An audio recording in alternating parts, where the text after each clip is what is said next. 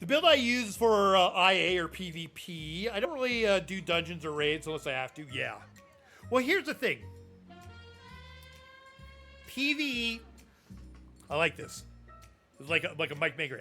PvE balance. You want a little bit of everything. A little bit of heal, a little bit of this, a little bit of that. Because you're going out, you're doing the stuff, you're IAs, you're doing stuff for yourself. If you want to make that build PvP-ish, all you got to do is put on the right traits. Get another set that gives you, impenetrable and reinforced armor and everything. That's all you really need. That's all you really need for a good PvP, setup. And things that give you resources back. Have the things on your jewelry to give you some resources back. That's really all you need. Unless you want to go pro. If you want to go pro, then you really get into it. I say pro like our, pain in the axe and stuff like that. But for us mere mortals, if you just want to do a little bit of PvP, just switch that out. So there's your PvE, there's your PvP.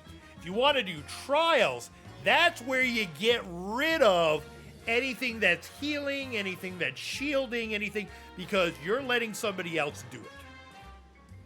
That's where a 1 bar is great, a 2 bar is better, just because you got a lot more options of things that you can throw out there and stuff. Where most of your stuff in PvE is that you want to kill things fairly quickly, you want to be maneuverable, you want to do stuff like that.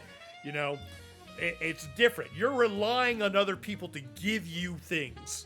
That's why you can go more glass cannon and more direct and more upfront and stuff.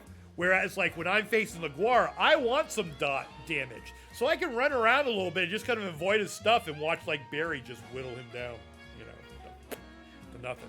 So, you see what I mean?